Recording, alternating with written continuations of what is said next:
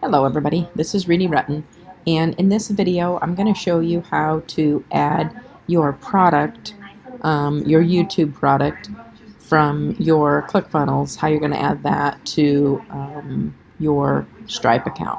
So we're inside the funnel for YouTube. We're on the order form where we have previously created your product. Okay, so we're going to click edit on this product. And we're going to go down here and we're just going to get this product description. Highlight it all and copy. Okay.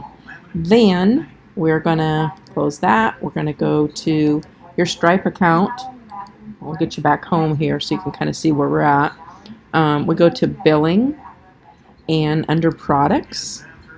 You can see that I've already got mine here, but I'll show you how to do it anyway. New. And then the product name, just paste that in, and you can change this here if you want. This is just what shows up on your customer's bank account, so that they know when they glance at it where that charge is coming from.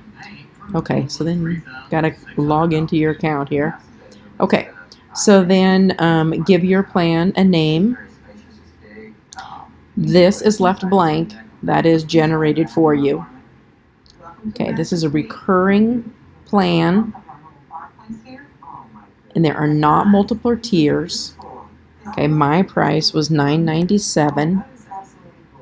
Okay, and it's per unit, billed monthly. Okay, there is no free trial. You could put a free trial in there if you wanted to. And then, let's see, it's custom, I'm sorry, not monthly, it's custom. And then how many months, you say just one. So your only choices here are recurring and metered, which would be part of a month. So you have to go with recurring, but then down here in the billing interval, you say just 1 month recurring, so it's really just 1 month. Okay, and then you add your pricing plan.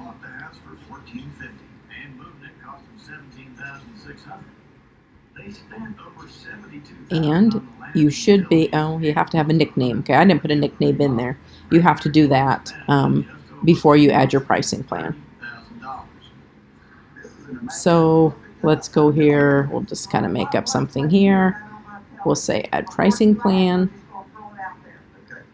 And then it creates your product for you. And it has the name here.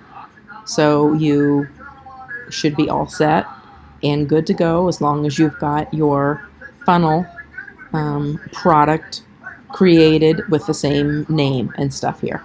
And like I said in the last video, just be sure before you go live to test and make sure that everything is working together properly for you. So I hope this video is helpful.